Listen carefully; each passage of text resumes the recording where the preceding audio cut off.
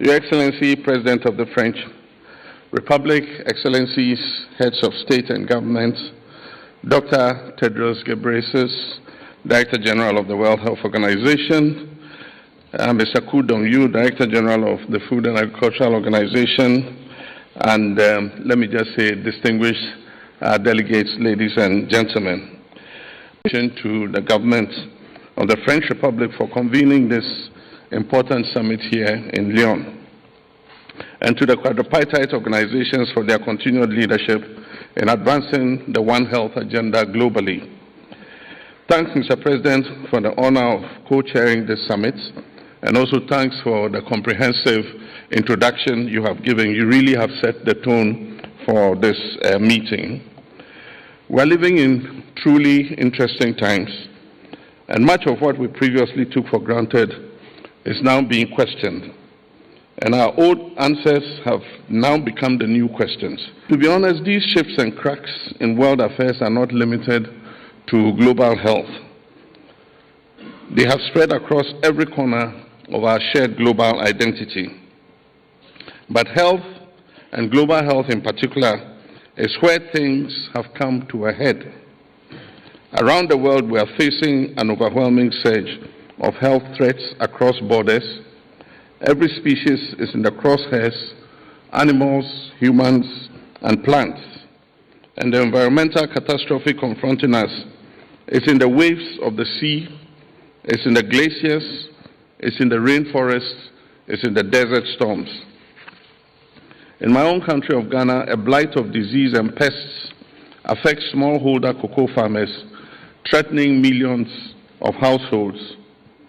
Illegal gold mining leads to forest degradation and pollution of our water bodies, threatening the survival of precious populations of birds and insects critical to our biodiversity.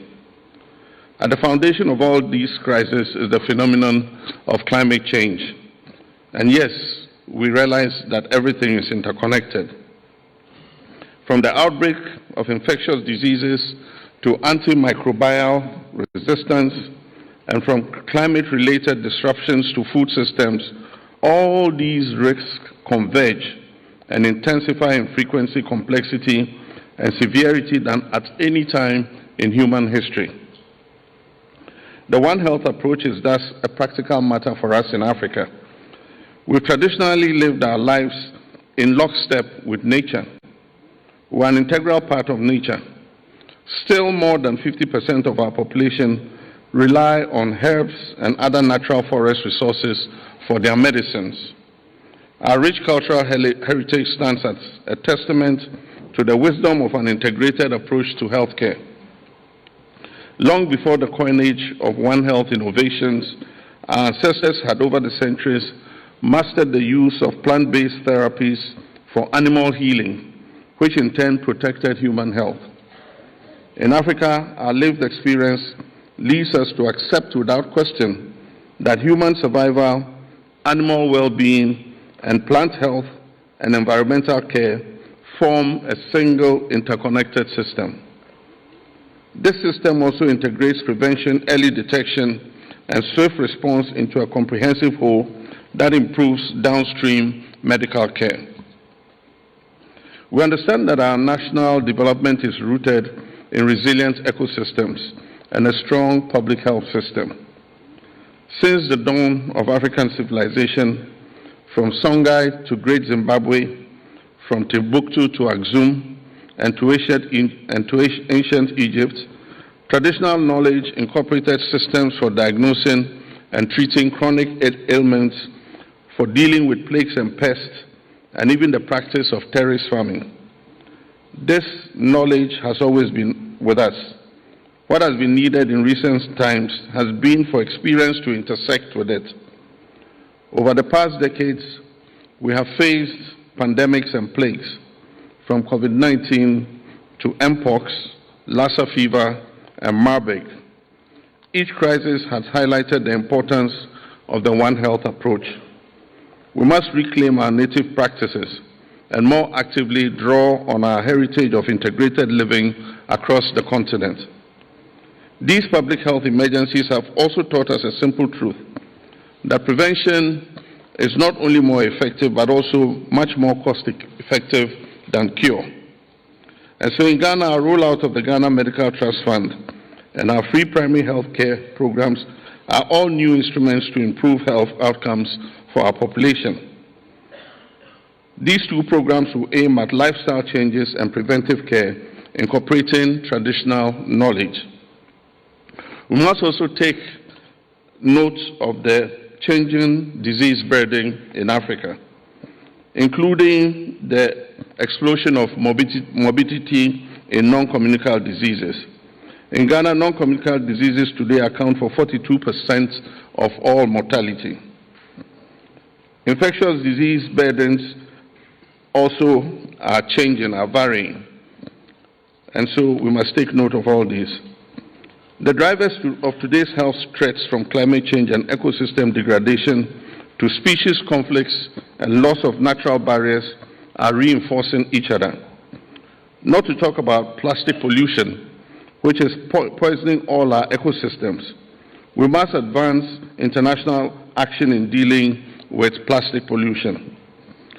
Regrettably, as I speak to you today, the countries that are most at risk have the least resources to cope.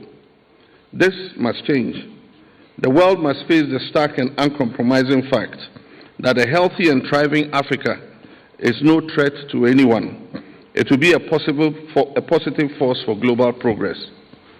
We must therefore ensure fair access to financing, technology, data, and innovation. We need to enhance research and knowledge sharing. Additionally, we must support countries in building resilient systems that can prevent, detect, and respond effectively. Although we have frequently discussed this, we have been slow in developing the necessary infrastructure for delivery. Let's muster the political will to integrate our fragmented regulatory environments, and let Lyon be the turning point. Today, however, I wish to make 3 calls to action, and I hope we can all commit to these immediately.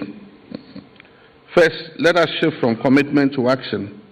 The period of declarations must come to an end. The moment for coordinated effort is here, and let us start from Lyon. Let us connect our One Health strategies for our national development agendas to a new global framework for public health. The international security agenda must fully adopt this approach as a key element of sustainable development worldwide. And thirdly, let us concentrate on building a new preventive shield and an intelligent radar system at its source. Robust surveillance systems, early warning mechanisms, and community-level interventions are our strongest defense against future pandemics. But these must be smart, dynamic, agile, and interoperable, lest we simply add new bureaucracies to old ones. The decisions we make at this summit will shape the future of global health security. And so let us ensure that they result in tangible, measurable outcomes for our people and our planet. I thank you for your kind attention.